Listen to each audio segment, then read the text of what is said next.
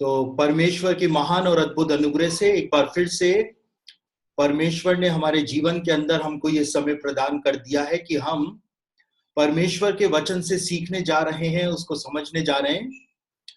और आज का हमारा विषय जो है, जो हम एक मिस्ट्री को इस लेवल के अंदर सीखते हुए आ रहे हैं, और हम देख रहे हैं कि बाइबल में अलग अलग प्रकार के रहस्य बताए गए हैं। उन रहस्यों में से एक रहस्य और आज हम सीखने जा रहे हैं, जिसको मिस्ट्री ऑफ शेदीम कहा जाता है।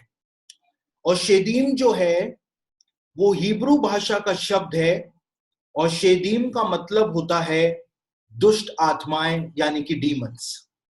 और बाइबल के अंदर इन दुष्ट आत्माओं के बारे में क्या बताया हुआ है कि ये कौन है, ये कहां से आई है, और ये इंसान से इतनी ज्यादा नफरत क्यों करती हैं, और इनका उद्देश्य क्या है। और हमको आत्मिक जगत जिसका सामना करने के लिए पौलुस ने हमको कहा है, जब हम आत्मिक युद्ध लड़ते हैं तो हम आखिर लड़ते किससे हैं, और वो कौन से लोग हैं या वो कौन सी आत्माएं हैं जिनसे हमको आत्मिक युद्ध जो है वो लड़ना है। और इन्हीं सब बातों के ऊपर आज हम चर्चा करने जा रहे हैं, और मिस्ट्री ऑफ शेदीम के ऊपर अपना ध्यान हम आज केंद्रित करने जा रहे हैं। हम देखेंगे कि बाइबल जो है इतना वास्ट ये विषय है, इतना ज्यादा बाइबल में इस बारे में बताया हुआ है जिसको हमको समझना है। और वो विषय ये है कि मैं एक लेसन के अंदर ये पूरी बात जो है वो आपके सामने नहीं रख पाऊंगा। तो हम आज और कल 2 दिन इसी विषय के ऊपर अपना ध्यान फोकस करेंगे, और हम इस बात को देखेंगे कि बाइबल में किस तरह से ये सारी बातें जो है वो बताई गई हैं। तो अब हम अपने अध्ययन को प्रारंभ करते हैं। तो बाइबल जो है वो इन दुष्ट आत्माओं का ओरिजिन कैसे हुआ, इन दुष्ट आत्माओं का उदय कैसे हुआ, इसके बारे में साफ साफ शब्दों के अंदर बताती है। देखिए, जो मसीही जगत है, और मसीही जगत के अंदर एक सिद्धांत चलता है, और मसीही लोग जो है वो इस बात को मानते हुए आए हैं कि आदम से पहले जो संसार इस दुनिया के अंदर था, यानी आदम से पहले भी यहाँ पर एक संसार था, और उसके बारे में उत्पत्ति की पुस्तक में भी बताया गया है। और उत्पत्ति की पुस्तक के अंदर परमेश्वर आदम और हवा से, या नर और नारी से, इस बात को कहता है कि फूलो फलो और पृथ्वी में भर जाओ। लेकिन इंग्लिश की बाइबल में आप पढ़ेंगे या हिब्रू बाइबल के अंदर आप पढ़ेंगे तो वहां पे परमेश्वर कहता है रिप्लेनिश द अर्थ, पृथ्वी में भर नहीं जाओ, रिप्लेनिश द अर्थ, जिसका मतलब होता है पृथ्वी को फिर से आबाद कर दो। तो मसीह जगत जो है उसके अंदर ये बात मानी जाती है कि आदम से पहले जो संसार था, और उन लोगों को जो परमेश्वर ने नाश किया, और उनकी आत्माएं जो निकली, वो ही दुष्ट आत्माएं बन गई थी, जो आज के युग को या आज के संसार को डराती हैं, धमकाती हैं और नाश करना चाहती हैं। लेकिन इस बात को कहने का कोई भी बेस हमारे पास मौजूद नहीं है, और बाइबल जो है वो कहीं पर भी इस बात की झलक तक या हिंट तक प्रदान नहीं करती है। दूसरी ओर जो यहूदी परंपरा है, जो यहूदी जगत में यहूदी रब्बियों के जो लेख हैं, रबैनिकल ट्रेडिशन है, वो इस बात को बताता है कि ये दुष्ट आत्माएं वास्तव में अस्तित्व में आई कैसे। और हनोक की पुस्तक जो है वो इस बात को बताती है, वही हनोक जिसको परमेश्वर ने जीवित ही आसमान में उठा लिया था, हनोक की पुस्तक इस बात को बताती है कि दुष्ट आत्माओं का अस्तित्व कैसे इस संसार के अंदर आया था।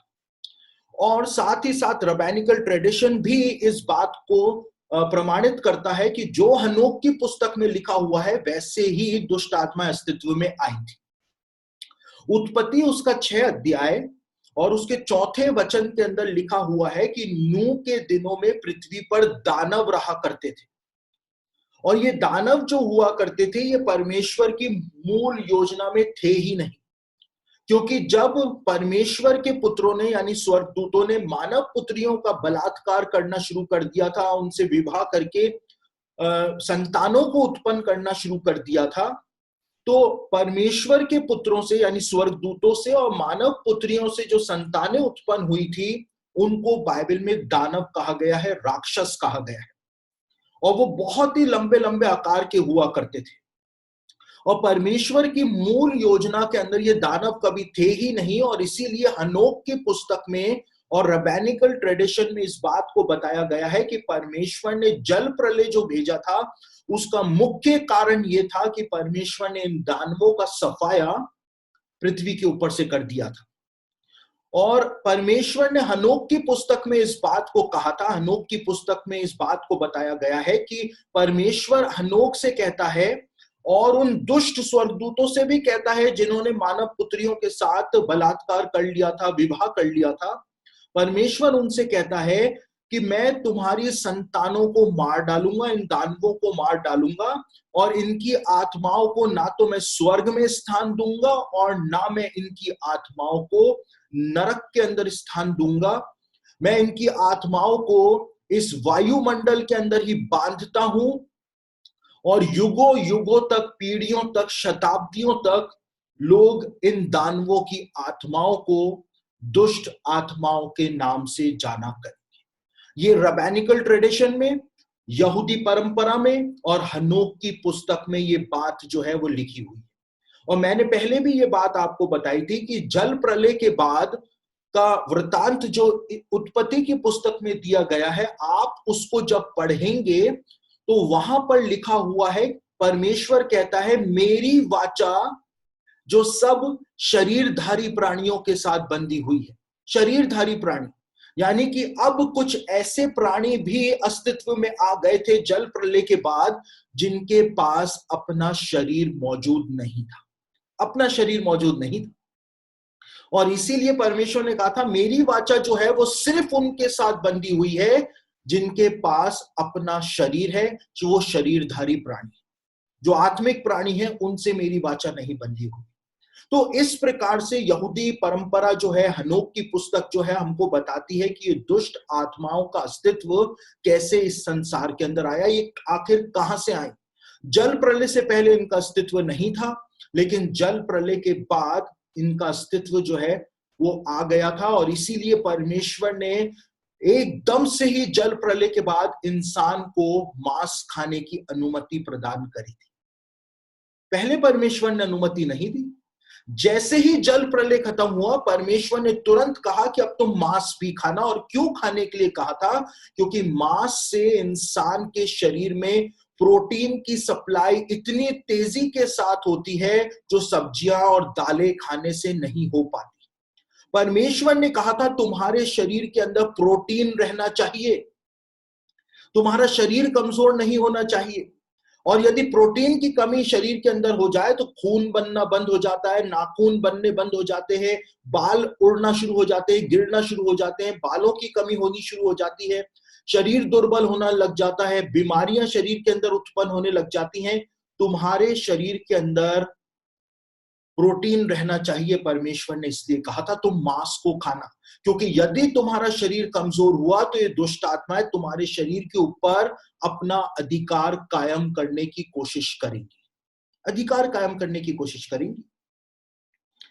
देखिए, पुराने जमाने के अंदर एक कहावत चलती थी जो बड़े बुजुर्ग कहा करते थे कि जिसका खून कमजोर होता है उसी के अंदर ये दुष्ट आत्माएं घुसती हैं, या जिसका खून कमजोर होता है उसी को भूत प्रेत और दुष्ट आत्माएं दिखाई देती। इस बात को पुराने समय के लोग कहा करते थे। खून कमजोर होने से मतलब है शरीर में प्रोटीन की कमी होना। इसलिए परमेश्वर ने कहा था कि तुम मांस खाना। ऐसा नहीं कि डकार डकार करके हार्ट फेल कर लो, इतना भी मत खाना, लेकिन परमेश्वर ने कहा था कि तुम मांस को खाना, मॉडरेशन में खाना, लेकिन जरूर से खाना। और परमेश्वर ने इस बात को इसलिए बोला था क्योंकि अब दुष्ट आत्माएं जो हैं वो अस्तित्व के अंदर आ चुकी थी, और इनके पास, इन दुष्ट आत्माओं के पास 6000 सालों का अनुभव है। तो आप इनको उल्लू नहीं बना सकते। और आप सोचें कि मैं दुनिया का सबसे शातिर इंसान हूं, तो भी आप इन दुष्ट आत्माओं का इन दुष्ट आत्माओं को उल्लू नहीं बना सकते हैं, क्योंकि इनके पास मानव इतिहास के 6000 सालों का अनुभव है। ये 6000 सालों से हैं। तो आप सोच सकते हैं कितना ज्यादा अनुभव इनके पास होगा। आपको तो ये ऐसे ही खड़े खड़े चला दें, और इसीलिए ये हमको अपने जाल के अंदर फंसाती हैं। इनको पता है कि इंसान को कैसे पाप में गिराना है, उसको कैसे फंसाना है, अपने चुंगल के अंदर उसको कैसे लेना है, इनको पता है। और इनका अल्टीमेट ऑब्जेक्टिव जो होता है वो इंसान को नष्ट करना होता है, क्योंकि ये नफरत करती हैं। क्यों नफरत करती हैं? क्योंकि इंसान के कारण परमेश्वर ने दानवों का सफाया कर दिया था। रूट जो है वो वहां पर जुड़ी हुई है, समझ रहे हैं? इंसान की वजह से परमेश्वर ने दानवों का सफाया कर दिया था, और इसी वजह से ये दुष्ट आत्माएं जो है वो इंसान से भयानक नफरत करती हैं। इनमें इतनी नफरत इंसान के लिए भरी हुई है जिसकी कोई सीमा ही नहीं, कोई सीमा ही नहीं। कोई कहे कि वो फलाना जिन जो है वो मेरा दोस्त है, या चिराग रगड़ने से जिन निकलता है और उसके बाद वो ले करके उड़ता है, और जो चाहता हूं वो निकाल करके ले आता है, पैसे ले आता है, ये ले आता है, वो ले आता है, कुछ भी नहीं।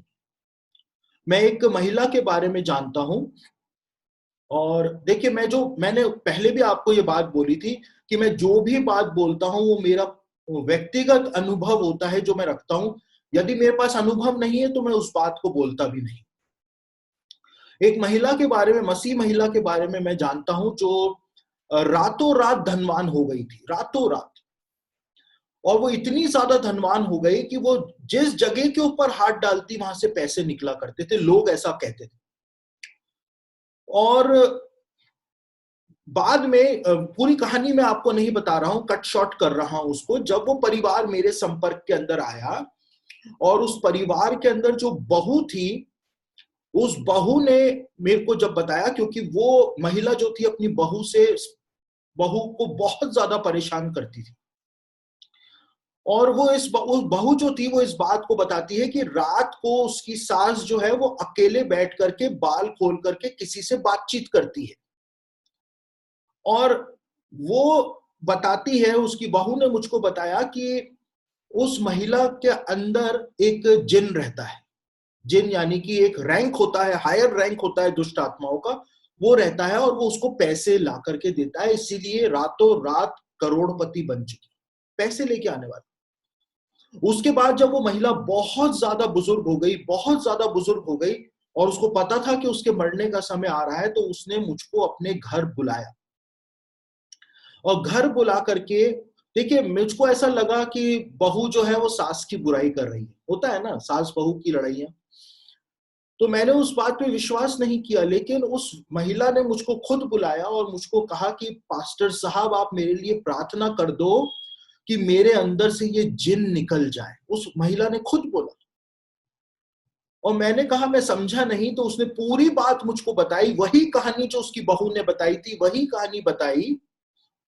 और उसने कहा कि अब ये जिन जो है इस बात की जिद कर रहा है कि जब मैं मर जाऊं तो ये जिन जो है मेरे में से निकल के मेरी बेटियों के अंदर घुस जाए, मेरी दोनों बेटियों में से एक में घुस जाए।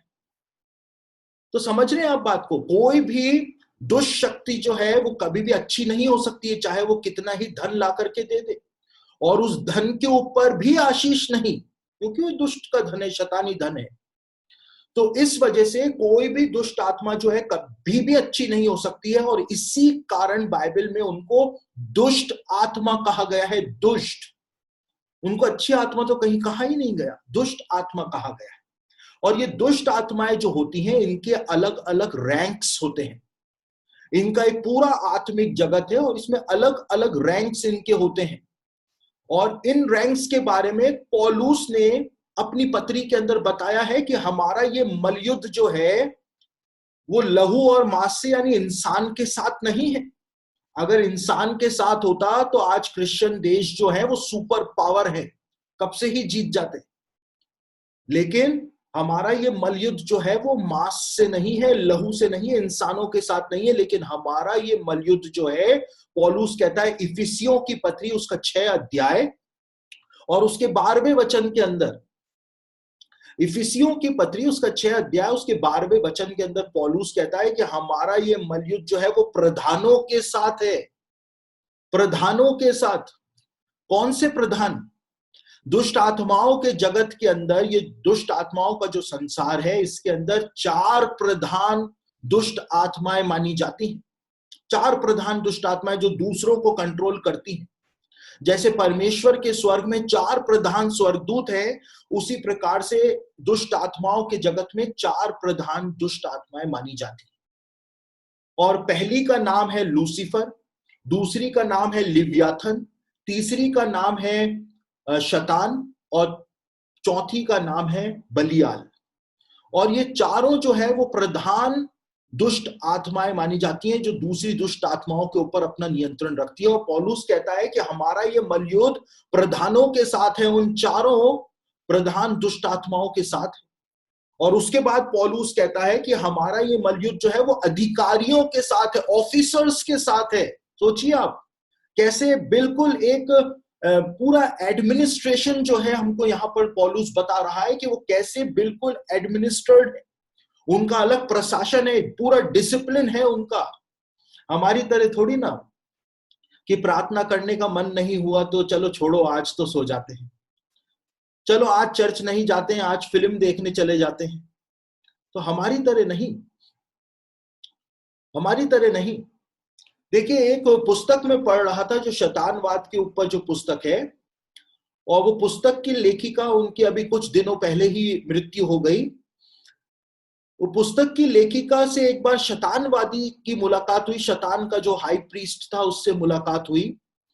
और वो पुस्तक की लेखिका बताती है कि शैतान का हाई प्रीस्ट जो था, महापुजारी जो था, वो उस पुस्तक की लेखिका से कहता है कि आप मसीही लोगों से ज्यादा अनुशासन जो है और आदर भाव जो है वो तो हम शैतानवादियों के अंदर है।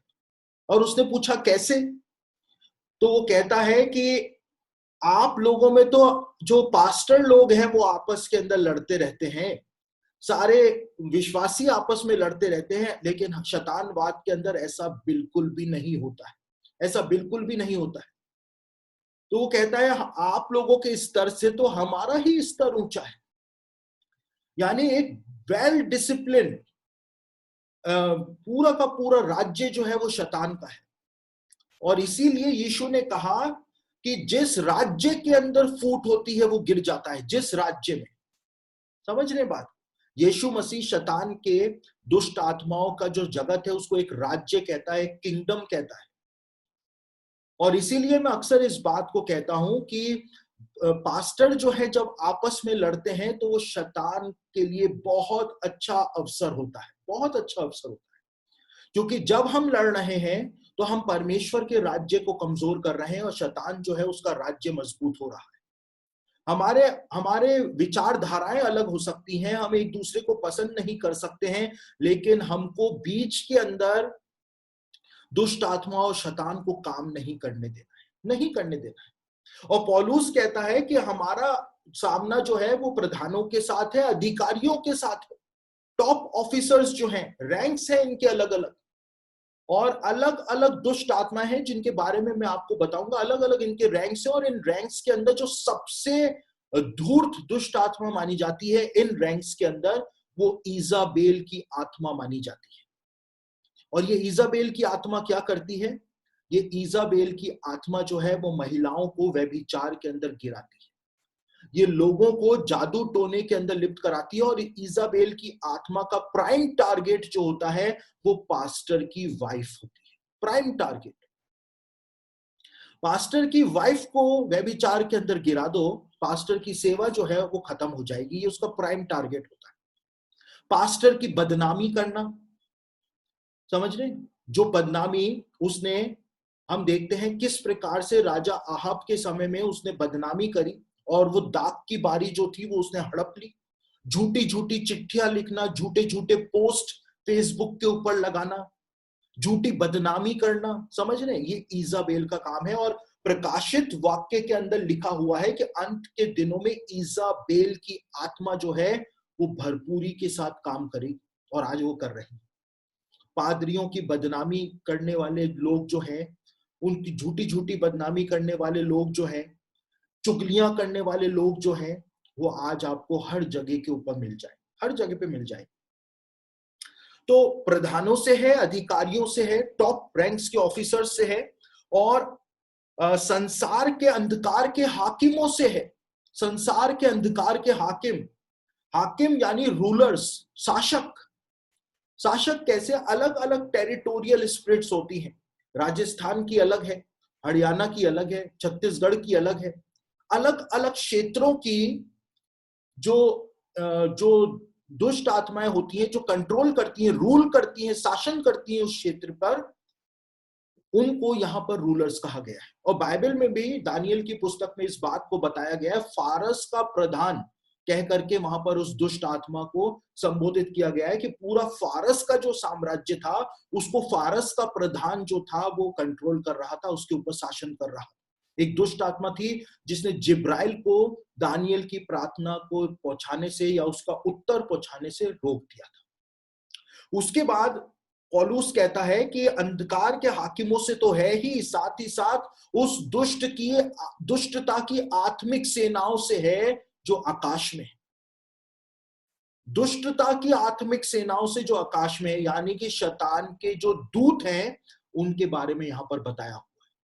यानी आप सोचिए, हमारा सामना जो है वो प्रधानों से है, हमारा सामना जो है वो टॉप रैंक्स के ऑफिसर्स से है। कोई छोटा मोटा हवलदार या छोटा मोटा कांस्टेबल नहीं, टॉप रैंक्स से हमारा मुकाबला है। और हम क्या कर रहे हैं? क्या हमारा स्तर है कि हम अधिकारियों के साथ लड़ सके? क्या हमारा आत्मिक जीवन इस स्तर के ऊपर है? क्या हमारा प्रार्थना का जीवन इस स्तर के ऊपर है कि हम ऑफिसर्स से जाकर के लड़ सकें? हमारे पास क्या वो सारे हथियार हैं जिनसे हम उन सब चीजों का सामना कर सके, उनको डरा सके, उनको भगा सके? सोचने वाली बात है। और ये सारा आत्मिक जगत का पैटर्न जो था वो पौलुस के द्वारा बताया गया था। पौलुस ने इस बात को कहा था कि हमारा सामना इन लोगों से है, इन सारी चीजों से हमारा सामना है। हमारा सामना लहू और मांस से बिल्कुल भी नहीं। देखिए, दुष्ट आत्माएं जब कहीं पर होती हैं तो इनकी एक स्पेसिफिक पहचान होती है। और यहूदी जो ट्रेडिशन है, रबैनिकल लिटरेचर जो है, वो दुष्ट आत्माओं की एक स्पेसिफिक पहचान बताता है कि दुष्ट आत्माओं को कैसे पहचाना जाए। और यहूदी ट्रेडिशन जो है, रबैनिकल लिटरेचर, इस बात को बताता है कि दुष्ट आत्माओं की पहचान जो है वो उनके पैरों से होती है। और ये मानव रूप भी धारण कर लेती हैं धोखा देने के लिए, अलग अलग रूप भी धारण कर लेती है धोखा देने के लिए, लेकिन इनकी पहचान जो है वो इनके पैरों से होती है। और रबैनिकल ट्रेडिशन इस बात को बताता है कि दुष्ट आत्माओं के पैर जो है वो मुर्गे के पैरों की तरह होते हैं, यानी मुर्गे के पंजे जैसे होते हैं वैसे इनके पैर होते हैं। और इसीलिए अपने पैरों को छिपाना चाहती हैं, क्योंकि इनकी सच्चाई जो है वो इनके पैरों से ही पता चलती है। देखिए, पुराने जमाने के लोग इस बात को भी कहा करते थे, और पुराने समय के लोग इस बात को कहा करते थे, किसी भूत प्रेत को पहचानना हो तो उसके पैरों को देखा जाए। और यही बात जो है वो रबैनिकल ट्रेडिशन के अंदर भी लिखी हुई है, बताई हुई है कि उनके पैरों से उनको पहचाना जा सकता है। दूसरी ओर देखिए, जब भी कोई डीमन पोजेस्ड हो जाता है या किसी में दुष्ट आत्मा घुस जाती है, तो ये कहा जाता था पुराने समय में कि इसको ऊपरी हवा लग गई है, दूसरी हवा। यानी इंसान की जो आत्मा है उसको हवा कहा जाता है, और एक कोई दूसरी आत्मा उसके ऊपर आ जाती है तो उसको ऊपरी हवा कहा जाता है, यानी ऊपर से आई हुई हवा। तो ये दुष्ट आत्माएं जो हैं एक हवा की तरह हैं, और आप इनको हवा के अंदर महसूस कर सकते हैं। कैसे महसूस कर सकते हैं? कई सारे घरों के अंदर जब आप जाएंगे तो उन घरों के अंदर इतना भारीपन आपको महसूस होना शुरू हो जाएगा कि आपको सांस लेने के अंदर भी तकलीफ होनी शुरू हो जाएगी। आप वहां पे सांस भी नहीं ले पाएंगे, इतना भारीपन आपको महसूस होना शुरू हो जाएगा। भारीपन रहता है। और देखिए, कई सारी जगहों के ऊपर परफ्यूम ही परफ्यूम जो है उसकी खुशबू आपको आपको महसूस होगी। पुराने समय में इस बात को भी कहा जाता था कि रात के समय, मैंने पहले भी ये बात आपको बताई थी कि रात के समय परफ्यूम लगा करके ना जाए, ठीक है? क्योंकि परफ्यूम की खुशबू से ये अट्रैक्ट होकर के आ जाती है। और ये जितने भी ऑकल्ट स्टोर होते हैं जहां पे जादू टोने की चीजें मिलती हैं, या जो भी कहते हैं कि उनके अंदर दुष्ट आत्मा आती है, उनकी दुकानों के अंदर वो लोग लोबान को जला करके रखते हैं, धूप जला करके रखते हैं। और क्यों जला करके रखते हैं? ताकि दुष्ट आत्माओं की बदबू को छिपाया जा सके। क्योंकि दुष्ट आत्माओं की एक पहचान ये भी होती है कि वो बहुत ज्यादा बदबू फैलाती है। ऐसा लगेगा जैसे किसी ने लैट्रिन कर दी हो, इतनी बदबू आती है उनमें से। और इसीलिए लैट्रिन की बदबू फैलाती हैं, या फिर तेजाब की जो होता है उसकी बदबू आती है। तो इस प्रकार से बदबू को दबाने के लिए परफ्यूम जो है वो छिड़का जाता है, या फिर लोबान या धूप जलाया जाता है, ताकि उनकी प्रेजेंस जो है वो छिप सके। और इसीलिए अलग अलग प्रकार की जो परफ्यूम्स होती हैं उनका उपयोग करने से पुराने समय में मना किया जाता था, क्योंकि दुष्ट आत्माएं उससे अट्रैक्ट होती थी। यदि उनको सूंघा जाए उन परफ्यूम्स को, तो हवा के साथ साथ वो दुष्ट आत्माएं भी अंदर घुस जाया करती थी। इसीलिए, क्योंकि इनको ऊपरी हवा कहा जाता है, इनको हवा कहा जाता है। और इनका नेचर क्या है? इनका नेचर है पूरी तरह से काला। इनका नेचर, इनकी प्रकृति जो है, कई सारे घरों के अंदर जब प्रार्थना करते हैं हम लोग, तो काला धुआं जो है वो दिखाई देना शुरू हो जाता है। ये अपनी प्रेजेंस जो है वो काले धुएं के अंदर प्रकट करती है। कई सारे घरों के अंदर काली परछाइयां घूमती हुई दिख जाती हैं। अपनी पहचान ये काले रंग के साथ ही प्रकट करती हैं। और इसीलिए जो दुष्ट आत्माओं की उपासना करते हैं वो काले कपड़े ही पहनते हैं, वो काला रंग पहनना ही पसंद करते हैं। अपने घर की दीवारें तक वो काली रखते हैं, ताकि दुष्ट आत्माओं की प्रेजेंस को छिपाया जा सके। ये इनकी प्रकृति है। साथ ही मैंने आपको बदबू के विषय में बताया। इनकी प्रेजेंस जो है वो आपको तुरंत पता चल जाएगी। जहां पर बदबू हो ही नहीं सकती है, वहां पर बदबू फैली हुई हो। साथ ही जब ये किसी लड़की को लुभाना चाहते हैं, किसी महिला को लुभाना चाहते हैं, उसको पोजेस्ट करना चाहते हैं, या उसके साथ रेप करना चाहती हैं ये दुष्ट आत्माएं, तो वो खुशबू, फूलों की खुशबू जो है उस लड़की के चारों ओर फैलाना शुरू कर देती है। इस तरह से इनकी पहचान जो है वो हमको लिटरेचर के अंदर मिलती है, कि किस तरह से इनकी पहचान को पकड़ा जाए, कैसे पता लगाया जाए कि इनकी प्रेजेंस यहाँ पर है। सबसे बड़ी इनकी प्रेजेंस जो होती है वो ये होती है कि ये भारीपन जो है उस जगह के ऊपर फैला देती है। आपको वहां पे बिल्कुल अच्छा नहीं लगेगा। आपको एक डिप्रेशन सा, निराशा सा वहां पर आपको फील होगा। देखिए, मैं एक मसीह संस्था के अंदर काम करता था, और मसीह संस्था थी, लेकिन उनका जो दफ्तर था, उस दफ्तर के अंदर आप 10-15 मिनट से ज्यादा नहीं बैठ सकते थे। मैंने तो सालों साल वहां पर काम किया है। और वो दफ्तर जो था, वहां पर आपको एक एक हैवीनेस सा फील होगा, इतना भयानक हैवीनेस सा वहां पर आपको फील होगा। आज भी आप वहां पर जाएंगे तो, क्योंकि वहां पर जो जो बिल्डिंग खरीदी गई थी, उस बिल्डिंग के अंदर पहले जो मकान मालिक था वो वहां पर जादू टोना किया करता था। और इस वजह से जब वहां पर मसीही संस्था का ऑफिस बन गया, तो वो स्पिरिट जो थी वहां पर हैवीनेस फैलाई हुई थी। जैसे ही आप ऑफिस की बिल्डिंग से बाहर निकलेंगे, आप बिल्कुल फ्रेश हो जाएंगे। जैसे ही आप ऑफिस की बिल्डिंग के अंदर आएंगे, आपको डिप्रेशन सा, हैवीनेस सा फील होना शुरू हो जाएगा। और वहां पर जितने भी डायरेक्टर रहे, सबको कोई ना कोई बड़ी बड़ी बीमारियां हुई, और उन बीमारियों की वजह से उनको डायरेक्टर का पद छोड़ना पड़ा। समझ रहे बात? लेकिन ये सब कुछ होता है, ये कोई मजाक भरी बातें नहीं है। ये ऐसा नहीं है कि हवा में कही गई बातें हैं, ये वास्तव में होता है, क्योंकि बाइबल इन सब बातों को सपोर्ट करती है। यीशु ने खुद दुष्ट आत्माओं के विषय में बताया। और यीशु ने क्या बताया? मत्ती रचित सुसमाचार उसका 12 अध्याय 43 से 45 वचन जब हम पढ़ेंगे, तो वहां पर यीशु ने इन दुष्ट आत्माओं के विषय में बहुत गंभीर बातों को बताया है, कि हमको इनके प्रकृति को जान लेना बहुत ही ज्यादा जरूरी है। और मत्ती रचित सुसमाचार उसका 12 अध्याय 43 से लेकर 45 वचन में यीशु कहता है, जब अशुद्ध आत्मा मनुष्य में से निकल जाती है, तो सूखी जगहों में विश्राम ढूंढती फिरती है और पाती नहीं। पहली चीज, जब अशुद्ध आत्मा किसी मनुष्य में से निकल जाती है, तो वो सूखी जगहों पर विश्राम ढूंढती फिरती रहती है, यानी कि दुष्ट आत्माएं जो है वो ट्रैवलिंग भी करती हैं, इधर से उधर यात्रा भी करती हैं, विश्राम ढूंढती फिरती हैं, ट्रैवलिंग करती हैं वो। और इसीलिए इसीलिए जो जादू टोना जो लोग करते हैं, वो जिसके ऊपर जादू टोना करवाया जा रहा होता है, उसके कपड़े कपड़े का टुकड़ा या उसके बाल का, उसके नाखून का टुकड़ा जो है, आप वो टुकड़ा अमेरिका में ले जाकर के दे दीजिए, और वहां पर अगर जादू टोना किया जाएगा तो उस कपड़े, वो कपड़ा किसका है, वो नाखून किसका है, वो बाल किसका है, उसको ढूंढती हुई दुष्ट आत्मा अमेरिका से भारत तक आ जाएगी। समझ रहे बात को? वो ट्रैवलिंग करती हैं, और इसीलिए जादू टोना जो है वो फेंका जाता है, और जब टोना जाता है तो वो जलता हुआ जाता है, और जिस घर पे फेंका जाता है वहां पे जाकर के वो बुझ जाता है, और वो दुष्ट आत्मा लैंड कर जाती है, उतर जाती है।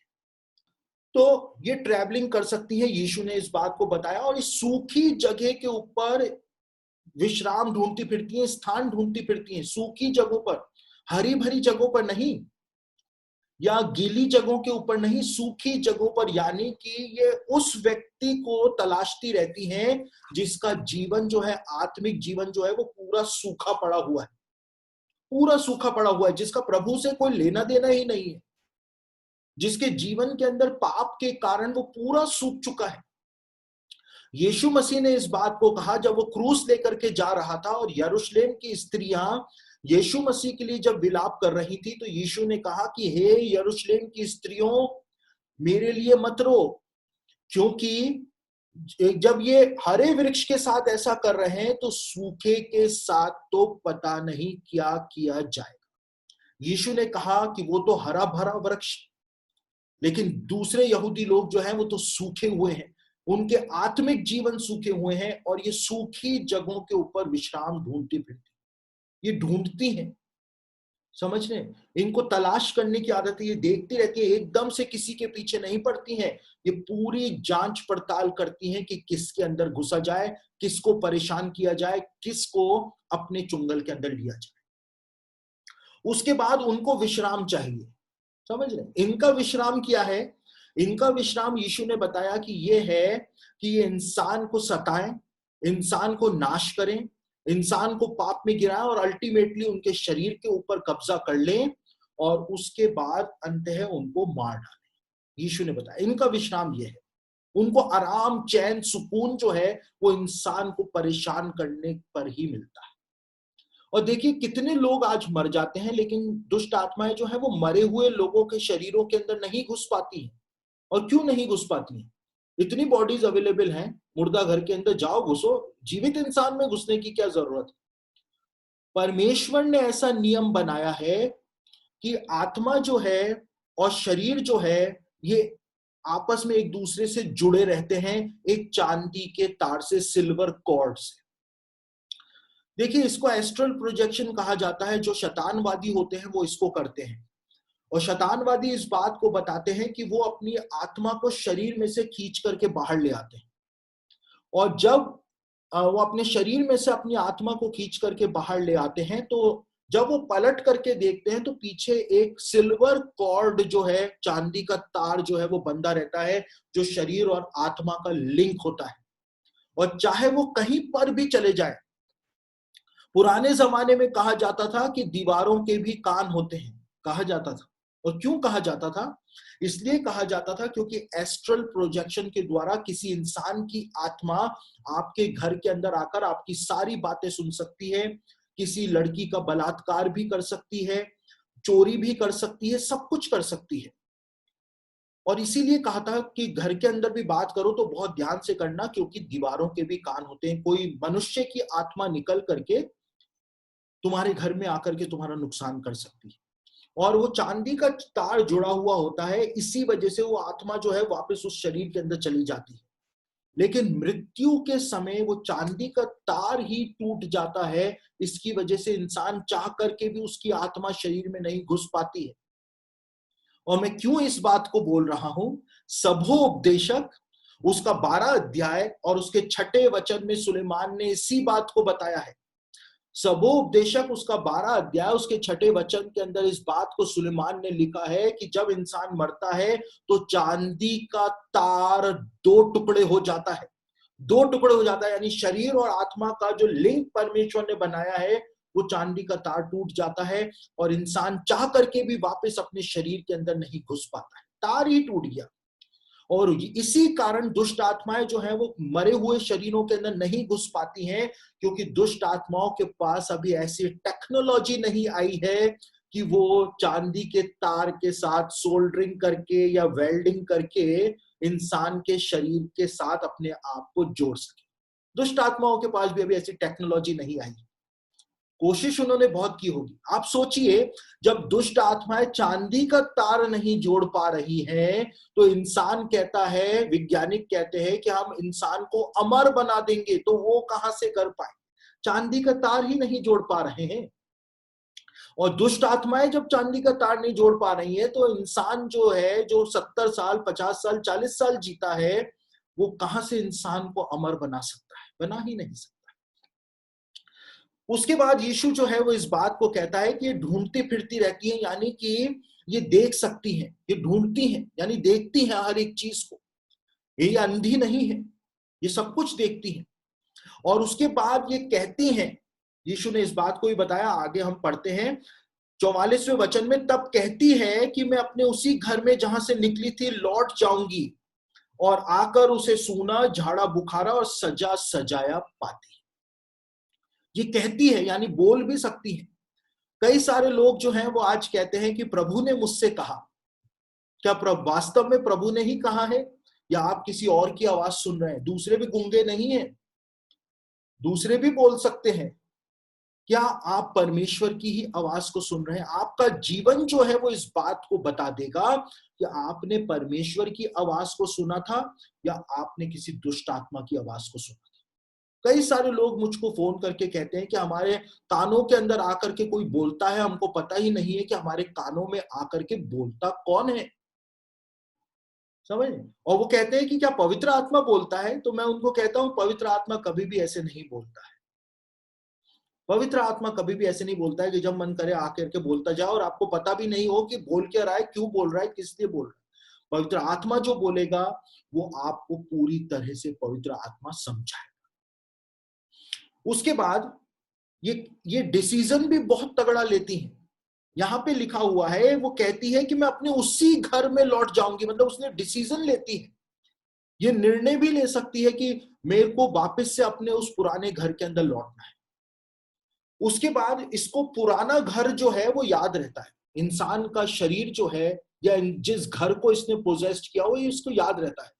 दुष्ट आत्माओं के पास बहुत ज्यादा मेमोरी पावर होती है, उनकी याददाश्त बहुत मजबूत होती है। तो आप ये ना समझें कि दुष्ट आत्माएं जो है भूल जाएंगी।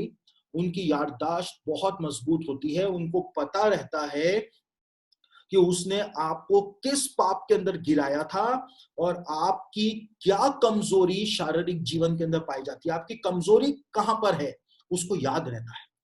और वो डिसाइड करती है, और उसकी मेमोरी इतनी शार्प होती है, वो कहती है कि चलो वापस उसी घर के अंदर चलते हैं। और पुराने घर को वो खुद का घर क्लेम करती है। ये भी बात यीशु ने बताई। वो कहती है कि मैं अपने उसी घर में लौट जाऊंगी, मैं अपने घर में, किसी और के घर में नहीं, अपने घर में जाऊंगी। यानी कि उस घर से निकल जाने के बाद, उस शरीर से निकल जाने के बाद भी वो उसको अपना क्लेम करती है। हमको कितना ज्यादा सावधान रहना है। जब यीशु ने हमको स्वतंत्रता प्रदान करी है, तो हमको कितना ज्यादा सावधान रहना है। पवित्र आत्मा जो है वो हमारे अंदर होना बहुत ही ज्यादा जरूरी है। उसके बाद वो आती है और उस घर को सूना पाती है, झाड़ा बुखारा पाती है, सजा सजाया पाती है, सूना पाती है। सूना यानी पवित्र आत्मा नहीं। और दुष्ट आत्माएं जो होती है पूरा एग्जामिनेशन करती है, इन्वेस्टिगेशन करती है। यहां पर बताया है, आती है, देखती है, सूना है, झाड़ा बुखारा है, सजा सजाया है, पूरा इंस्पेक्शन करती है। ऐसे ही आकर के सीधी नहीं घुस जाएगी, बाहर खड़ी होकर के पूरा इंस्पेक्शन करती हैं कि कैसे इसके अंदर जाया जाए। और वहां पे लिखा हुआ है आगे 45वें वचन में, तब वे जाकर अपने से और बुरी 7 आत्माओं को अपने साथ ले आती है और वे उसमें बैठकर वहां वास करती हैं और उस मनुष्य की पिछली दशा पहले से भी बुरी हो जाती है। यानी कि ये दुष्ट आत्माएं जो हैं पूरी प्लानिंग करती हैं, पूरी प्लानिंग, आपको पाप में कैसे गिराया जाए इसकी पूरी प्लानिंग करती है। आपके जीवन को ये देखती रहती है और देख करके ये पूरी प्लानिंग करती है कि आपकी जिंदगी की कमजोर कड़ी कहां पर है, उस कमजोर कड़ी के ऊपर फिर वो हमला करती है। यदि व्यभिचार आपकी जिंदगी की कमजोर कड़ी है तो ये वहां पर हमला करेगी। पैसा यदि आपकी जिंदगी की कमजोर कड़ी है, वहां पर हमला करेगी, आपको वहीं पर ही गिराएगी। और यदि उससे वो काम नहीं हो पा रहा होगा अकेले से, तो खुद से भी बुरी दुष्ट आत्माओं को वो इनवाइट करके लेकर आएगी। देखिए, यीशु ने भी यहां पर बताया कि दुष्ट आत्माएं बुरी होती हैं और दुष्ट आत्माएं और भी ज्यादा बुरी होती हैं। दोनों चीजें यीशु ने बताई, यानी ये अच्छी हो ही नहीं सकती। यीशु ने इस बात को यहां पर प्रकट किया और ये पूरी प्लानिंग करती हैं कि आपको कहां पे गिराया जाए। आपके, देखिए, ये ट्रिक इस्तेमाल करती हैं इंसान के ऊपर। आपने जिन पापों को छोड़ दिया है, ये आपको वापस उन्हीं पापों के अंदर गिराने की कोशिश करेंगे वापस से, और पूरी प्लानिंग के साथ करेंगे। आपके मन के अंदर ये विचार डालेंगी, बाहर से ये विचार आपके मन में आएगा कि एक बार करने में क्या बुराई है, मेरा तो जीवन बदल चुका है, या थोड़ा सा कर लो, किसी को क्या पता चलेगा। पूरी प्लानिंग करती है, इनके पास सारी ट्रिक है, इनके पास 6000 सालों का अनुभव है और 6000 सालों का अनुभव जो है वो ये हमारे ऊपर अप्लाई करती हैं और इनको पता है कि हमको कैसे गिराना है, हमको कैसे नाश करना है, कैसे हमारे अभिषेक से हमको दूर करना है। आगे बाइबल के अंदर यीशु ने इस बात को कहा था कि जब तक कोई मनुष्य किसी बलवंत के घर में घुस के उस बलवंत को बांध ना दे, तब तक उसके घर का माल नहीं लूट सकता है। यीशु ने इस बात को कहा, बलवान मनुष्य को जब तक बांधा नहीं जाएगा उसके घर का माल कैसे लूट सकते हैं। देखिए, अंग्रेजी के अंदर एक बहुत पुराना गाना है और उस गाने के शब्द जो है वो ये है कि एक दिन मैं शैतान के खेमे में गया और शैतान के खेमे में जा करके मैं वो सारी चीजें उससे छीन करके वापस ले आया जो उसने मेरे पास से चुरा ली थी। लेकिन ये इतना आसान नहीं है। गाने में बड़ा आसान है, लेकिन ये इतना आसान नहीं है। यीशु ने कहा कि कोई भी किसी बलवंत के घर में घुस करके उसका माल नहीं लूट सकता है जब तक कि वो उस बलवंत मनुष्य को बांध ना ले, उस स्ट्रॉन्ग मैन को वो बांध ना ले, तब तक उसके माल को नहीं लूट सकता है। और बाइबल के अंदर 12 प्रकार के बलवंत दुष्ट आत्माएं बताई गई हैं जो इंसान को पोजेस्ट करती हैं और वही इंसान के अंदर काम करती हैं। 12 प्रकार के ये बलवंत मनुष्य जो हैं वो बाइबल के अंदर बताए गए हैं। और पहला बलवंत मनुष्य जो बाइबल के अंदर बताया हुआ है वो है स्पिरिट ऑफ जेलसी, यानी जलन की आत्मा। जलन की आत्मा, और ये जलन की आत्मा जो है इसके बारे में नीति वचन उसका 6 अध्याय 34 और 35 वचन के अंदर बताया गया है कि जलन की आत्मा कैसे काम करती है। नीति वचन 6 अध्याय 34 और 35वें वचन। और ये जलन की आत्मा जो है ये अपने साथ दूसरे पूरे पैकेज के साथ आती है। देखिए, पूरे पैकेज के साथ आती है। ये दुष्ट आत्मा अकेली नहीं आती है, ये अपने जो टॉप रैंक वाले ऑफिसर होते हैं उनके साथ नीचे कई सारी होती हैं। तो जो एक हवलदार है तो वो अपने साथ कांस्टेबल लेकर के आएगा, कोई थानेदार है तो वो अपने साथ नीचे वालों को लेकर के आएगा, और कोई एसपी है तो वो पूरी बटालियन ही लेकर के आ जाएगा। समझ रहे हैं? जो सेना नाम की दुष्ट आत्मा को यीशु ने निकाला था वो एसपी रैंक की थी, वो पूरी की पूरा पुलिस लाइन ही उठा करके ले आया था उसके अंदर। समझ रहे हैं बात को? तो यहां पर ये जो जलन की दुष्ट आत्मा है, जलन की दुष्ट आत्मा होती है। आज देखिए, मसीही लोग एक दूसरे से आपस में कितना जलन रखते हैं। कई सारे प्रचारक, कई सारे पास्टर जो है उनके जब वो संदेश देते हैं तो उनके संदेश के अंदर आपको आत्मिकता कम और दूसरे के लिए जलन जो है वो ज्यादा महसूस होगी। और मसीही लोग आपस में इतना जलन रखते हैं और फिर वो कहते हैं कि उन्होंने पवित्र आत्मा को पाया है। तो जलन जो है वो तो पवित्र आत्मा का फ्रूट है ही नहीं। गलातियों की पत्री के 5वें अध्याय में जलन जो है वो तो शरीर के काम बताए गए हैं कि जलन और ईर्ष्या को छोड़ो। और जब ये दुष्ट आत्मा आती है तो पूरा पैकेज अपने साथ में लेकर के आती है। अपने साथ ये एक तो शक की आत्मा को लेकर के आती है। शक, पतियों में और पत्नियों में ये दुष्ट आत्मा घुसी हुई होती है। क्यों? क्योंकि उनमें जलन की आत्मा है, साथ में शक की आत्मा भी आती है, क्रोध की आत्मा भी आती है, झुंझला जाते हैं थोड़ी थोड़ी बात के ऊपर, और बदला लेने की, रिवेंज लेने की आत्मा भी साथ में आती है। क्योंकि जब जलन है तो फिर बदला लेने की भावना तो है ही है, और हत्या यानी मर्डर की आत्मा जो है वो भी इसके साथ आती है। इंसान जो है वो ईर्ष्या के कारण, जलन के कारण किसी भी हद तक चला जाता है, सामने वाले की हत्या तक कर देता है। तो पूरा पैकेज लेकर के ये आती है, और बाइबल में इसको जलन की आत्मा कहा गया है। अगर आपको किसी के अंदर जलन की आत्मा दिख रही है तो आप इस बात को माने कि उसके अंदर ये क्रोध की आत्मा, शक की आत्मा, बदला लेने की आत्मा और हत्या करने की आत्मा भी घुसी हुई है। पूरा पैकेज घुसा हुआ है, और जब आप उसमें से निकाले तो ये सारी दुष्ट आत्माएं उसमें से आपको निकालनी पड़ेगी। दूसरे प्रकार का बलवंत मनुष्य जो बाइबल में बताया हुआ है, जिसके बारे में दूसरा इतिहास 18 अध्याय 18 से लेकर 22 वचन के अंदर लिखा हुआ है। दूसरा इतिहास 18 अध्याय 18 से लेकर 22 वचन में झूठ बोलने वाली दुष्ट आत्मा के बारे में बताया हुआ है। और ये झूठ बोलने वाली दुष्ट आत्मा के बारे में, जिसको लाइंग स्पिरिट कहा जाता है, ये जो है वो धार्मिक बातों के अंदर झूठ बोलती है, परमेश्वर के नाम से ये झूठ बोलती है। वहां पर आप पढ़ेंगे तो आपको समझ में आ जाएगा। परमेश्वर के नाम से ये झूठ बोलती है। जो जो दुष्ट आत्मा आज कितने भविष्यवक्ताओं के अंदर घुसी हुई है, यही वाली तो घुसी हुई है। आज कितने सारे भविष्यवक्ता बने घूम रहे हैं जो परमेश्वर के नाम से भविष्यवाणी कर रहे हैं, पवित्र आत्मा के नाम से भविष्यवाणी कर रहे हैं कि तुम यहां जाओगे, तुम अफ्रीका जाओगे, तुम न्यूजीलैंड जाओगे, ऑस्ट्रेलिया जाओगे, तुम यहां जाओगे, वहां जाओगे, हर जगह जाओगे, लेकिन वो भविष्यवाणियां पूरी नहीं हो रही है। यानी कि उनमें लाइंग स्पिरिट के द्वारा वो परमेश्वर के नाम से झूठ बोल रहे हैं। और देखिए लाइंग स्पिरिट कैसे काम करती है, या आत्मिक मामलों के अंदर झूठ बुलवाती है। कई सारे लोग जो हैं वो आपको मिलेंगे जो कहेंगे कि मैं तो इतने उपवास करता हूं, जबकि एक भी उपवास नहीं करता होगा। एक महिला मुझको मिली एक सभा के अंदर, और वो आकर के उसने कहा कि ब्रदर मैं 3 घंटे प्रार्थना करती हूँ।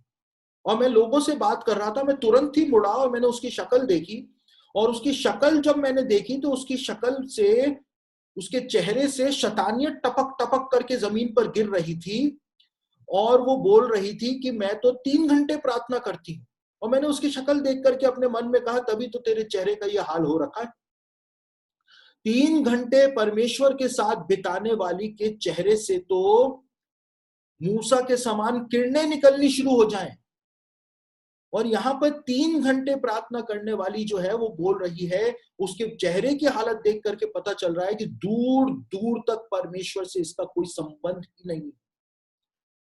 लाइंग स्पिरिट, झूठ बोलने वाली, दिखाना कि मैं कितना ज्यादा धर्मी हूं, लेकिन धर्मी बिल्कुल भी नहीं है। झूठ बोलना आत्मिक मामलों में, मुझको पवित्र आत्मा का यह फलाना वरदान मिला है, मैं तो वहां पर सेवा करी है, मैंने तो वहां पर सेवा करी है, इतने लोगों को मैं प्रभु के पास लेकर के आ गया हूं, इतने बपतिस्मे मैंने दे दिए हैं, मैंने इतना सब कुछ कर दिया है, मैं ये हूं, मैं वो हूं, लेकिन सब कुछ झूठ। लाइंग स्पिरिट काम करती है आत्मिक मामलों के अंदर, ये झूठ बुलवाती है। और जब ये लाइंग स्पिरिट किसी में होती है, झूठ बोलने वाली आत्मा किसी के अंदर होती है, तो ये अपने साथ पूरा पैकेज लेकर के आती है, ये भी पैकेज लेकर के आती है। और इसका पैकेज का जो पहली दुष्ट आत्मा होती है वो व्यभिचार की दुष्ट आत्मा होती है। जो आत्मिक मामलों के अंदर झूठ बोलता है, वही व्यभिचार के ट्रैप के अंदर, फंदे के अंदर फंसता है। क्यों फंसता है? क्योंकि व्यभिचार की आत्मा भी उसके साथ ही होती है। आत्मिक होने का नाटक करने वाले जो लोग होते हैं, उनमें ये सारी दुष्ट आत्माएं होती हैं। गंदे गंदे कामों को करवाने वाली आत्मा उसके अंदर होती है, और सबसे बढ़कर अभिमान की आत्मा उसमें होती है। अब देखिए कितने सारे आज आत्मिक लोग हैं जो घमंडी हैं। समझने बात, घमंडी है। और घमंड किस चीज का है? बिना किसी बात का उनको घमंड है, कुछ भी नहीं है, जीरो है, लेकिन फिर भी उनको घमंड है। तो उनके अंदर पूरा पैकेज जो है वो आता है। उनके जब ये लाइंग स्पिरिट आती है तो व्यभिचार की आत्मा को साथ में लाती है, और उसके बाद ये गंदी गंदे कामों को करवाने वाली आत्मा को लाती है। और ये गंदे गंदे कामों में मुंह से गालियां बकना भी शामिल होता है। समझ रहे हैं आप बात? जो लोग मुंह से गालियां बकते हैं उनके अंदर भी ये लाइंग स्पिरिट होती है। क्यों? क्योंकि अगर आप आत्मिक हैं तो आप कभी गालियां नहीं बक सकते, पहली चीज। और यही बात जो थी वो यरूशलेम के भविष्यवक्ताओं के अंदर भी परमेश्वर ने बताई थी। वो यरूशलेम के भविष्यवक्ता थे, लेकिन यिर्मयाह उसका 23 अध्याय और उसके 14वें वचन के अंदर लिखा हुआ है, परमेश्वर कहता है कि यरूशलेम के भविष्यवक्ताओं के काम देख करके तो रोंगटे खड़े हो जाते, परमेश्वर के रोंगटे खड़े हो जाते हैं। यानी कितना गंदा काम वो भविष्यवक्ता कर रहे थे, और उनमें यही आत्मा थी, परमेश्वर के नाम से वो झूठ बोल रहे थे। तीसरी दुष्ट आत्मा जिसके बारे में बाइबल में बताया हुआ है, उसको भावी कहने वाली दुष्ट आत्मा कहा जाता है। और ये भावी कहने वाली दुष्ट आत्मा जो होती है, ये फॉर्च्यून टेलिंग की होती है, भविष्य बताना। और जिसके अंदर ये होती है वो एस्ट्रोलॉजी के पीछे बावला होता है, जो वो शुभ अशुभ चीजों के पीछे बावला होता चला जाता है। क्या शुभ है क्या अशुभ है उसके पीछे ये बावला होता चला जाता है। और इस दुष्ट आत्मा के बारे में पहला शमूएल उसका 28 अध्याय और उसके 7वें वचन के अंदर बताया गया है। पहला शमूएल उसका 28 अध्याय उसके 7वें वचन में इसी दुष्ट आत्मा के बारे में बताया गया है। चौथी दुष्ट आत्मा जो है उसके बारे में पहला यूहन्ना उसका 4था अध्याय और उसके 6ठे वचन के अंदर बताया गया है। पहला यूहन्ना उसका 4था अध्याय उसके 6ठे वचन में भ्रम की आत्मा के बारे में बातचीत की गई। यानी कि ऐसे लोग जो कि झूठा झूठा प्रचार करते हैं, बाइबल से गलत प्रचार करते हैं, बाइबल की गलत व्याख्या करते हैं, और उनको लगता है कि वो बिल्कुल सही व्याख्या कर रहे हैं। ऐसे लोगों के अंदर भ्रम की आत्मा होती है, स्पिरिट ऑफ एरर उसको कहा गया है। भ्रम की आत्मा, वो गलत काम कर रहे हैं लेकिन उनको लग रहा है कि वो तो पवित्र आत्मा के द्वारा सारा प्रकाशन उनको मिल रहा है, जबकि वो गलत काम कर रहे हैं। उसके बाद मैं जल्दी जल्दी चल रहा हूं ताकि दूसरी बातें भी आपको बता सकूं। उसके बाद स्पिरिट ऑफ हैवीनेस जो है, यानी भारीपन की आत्मा, इसके बारे में यशाया उसका 61 अध्याय और उसके 3रे वचन के अंदर बताया हुआ है। भारीपन की आत्मा भी एक व्यक्ति के अंदर हो सकती है, उसके घर के अंदर हो सकती है। और जब भारीपन की आत्मा किसी घर में या किसी व्यक्ति के अंदर काम कर रही होती है तो आपको डिप्रेशन वहां पर देखने को मिल जाएगा। सेल्फ पिटी जो होती है, खुद के ऊपर दया करना कि अरे मैं तो कितना लाचार हूं, गरीब हूं, मैं तो ये हूं, मुझको कौन लड़की पसंद करेगी या मुझको कौन लड़का पसंद करेगा। समझ रहे बात को? खुद के ऊपर दया करना, ये स्पिरिट ऑफ हैवीनेस का काम होता है। और निराशा के अंदर डूबे रहना। और सबसे बड़ी बात यह है कि जब स्पिरिट ऑफ हैवीनेस होती है तो इंसान के अंदर पेटूपन बढ़ जाता है, भुक्कड़ हो जाता है, खाता ही रहता है, खाता ही रहता है। तो जहां पर स्पिरिट ऑफ हैवीनेस है वहां पर ये सब चीजें आपको देखने को मिलेंगी। और स्पिरिट ऑफ हैवीनेस अपने साथ सुसाइडल स्पिरिट को लेकर के आती है, आत्महत्या करवाने वाली आत्मा को लेकर के आती है। और ये आज हमको हर जगह देखने को मिल रहा है। कितने मसीही जवान हैं जो डिप्रेशन की दवाइयां ले रहे हैं, कितने मसीही जवान, और वो दवाइयां डॉक्टर से ले रहे हैं जबकि उनकी बीमारी जो है वो दूसरी है। स्पिरिट ऑफ हैवीनेस ने उनके ऊपर कब्जा किया हुआ। यशाया 61 अध्याय उसके 3रे वचन के अंदर इस बात को बताया हुआ है। और परमेश्वर के एक महान दास हुए, पूरी पृथ्वी के ऊपर ऐसा बाइबल शिक्षक कभी आया ही नहीं। उनको डेरिक प्रिंस के नाम से जाना जाता है, और कैथलिक्स में भी और प्रोटेस्टेंट्स में भी उनको सम्मान दिया जाता है, दोनों में उनको सम्मान दिया जाता है, क्योंकि ऐसा बाइबल टीचर कभी आया ही नहीं डेरिक प्रिंस की तरह। और डेरिक प्रिंस अपनी गवाही के अंदर इस बात को बताते हैं कि वो बार बार डिप्रेशन के अंदर चले जाते थे प्रभु के महान सेवक होने के बावजूद। और डेरिक प्रिंस कहते हैं, थोड़े समय तक मैं सही रहता था, फिर मैं डिप्रेशन में चला जाता था, एक स्पिरिट ऑफ हैवीनेस, एक हैवीनेस सा मैं किया करता था खुद पर। और एक दिन जब डेरिक प्रिंस यशाया उसका 61 अध्याय का 3रा वचन पढ़ रहे थे, तो वहां पर उनको खुद की समस्या का समाधान देखने को मिला। वहां पर यशाया जो है वो स्पिरिट ऑफ हैवीनेस के बारे में बताता है, और वो तुरंत ही इस बात को समझ गए कि उनकी बीमारी जो है वो शारीरिक नहीं है, कोई मेंटल प्रेशर नहीं है, लेकिन उनकी बीमारी जो है वो आत्मिक है। और वो कहते हैं, मैं खड़ा हुआ और मैंने यीशु मसीह के नाम से स्पिरिट ऑफ हैवीनेस को रिब्यूक किया, उसको निकाला और मैं स्वतंत्र हो गया, मैं स्वतंत्र हो गया। वो कहते हैं बाइबल का सबसे बड़ा और महान शिक्षक जो है वो खुद इस स्पिरिट ऑफ हैवीनेस का शिकार हो रखा था। और देखिए, कई सारे लोग जो हैं उनके पास पैसे की कोई कमी नहीं है, उनके पास अच्छा स्वास्थ्य है, उनके घरों के अंदर कोई कलेश नहीं है, सब कुछ अच्छा है, लेकिन फिर भी वो परेशान है, फिर भी वो डिप्रेशन में है। अच्छी नौकरी है, अच्छी बीवी है, अच्छा पति है, फिर भी वो डिप्रेशन में है। क्यों है? क्योंकि स्पिरिट ऑफ हैवीनेस काम कर रही है, भारीपन। और इसीलिए मैं आपको बार बार बोलता हूं कि कई घरों के अंदर जब मैं जाता हूं, लोग बुलाते हैं, तो उनके घरों में जाते के साथ ही एक भारीपन सा महसूस होना शुरू हो जाता है। स्पिरिट ऑफ हैवीनेस, एक दुष्ट आत्मा उनके घर के अंदर वास करती है, इसलिए वो भारीपन सा जो है वो महसूस होता है। उसके बाद एक और दुष्ट आत्मा के बारे में बताया हुआ है, होशे भविष्यवक्ता की पुस्तक, उसका 4था अध्याय 12 और 13 वचन में। होशे उसका 4था अध्याय 12 और 13 वचन में छिनालेपन की दुष्ट आत्मा के बारे में बताया हुआ है। छिनालेपन की आत्मा के बारे में, छिनालापन यानी कि वैश्यावृत्ति की आत्मा। और वैश्यावृत्ति की आत्मा क्या होती है? हर किसी स्त्री को देख करके उसके साथ व्यभिचार करने की लालसा करते रहना, देखते ही रहना, देख देख करके दिमाग के अंदर ही उसके साथ व्यभिचार करते रहना, या फिर किसी पुरुष को देख करके, किसी लड़के को देख करके उसके साथ व्यभिचार ही व्यभिचार के ख्याल देखते रहना, ये छिनालेपन की दुष्ट आत्मा का काम होता है। देखिए, शायद ये बात मैंने आपको बताई हो या नहीं बताई हो, मुझे याद नहीं है, लेकिन मैं एक जगह के ऊपर प्रचार करने गया हुआ था, और जब मैं वहां पे प्रचार कर रहा था तो जब मैं सब लोगों के लिए प्रार्थना कर रहा था, तो एक लड़की मुझसे प्रार्थना कराने के लिए आई, जवान लड़की, और वो मुझसे प्रार्थना नहीं करा पाई क्योंकि बहुत ज्यादा भीड़ थी। और जब मैं वापस घर पर आ गया तो उसका फोन, कहीं से उसने मेरा नंबर जुगाड़ा और उसके बाद मुझको फोन किया और उसने कहा, मैं आपसे प्रार्थना कराना चाहती थी लेकिन मैं प्रार्थना नहीं करा पाई। और मैंने कहा कि क्या बात हो गई? तो उसने मुझको बताया कि वो बहुत पाप के अंदर अपना जीवन बिता रही है।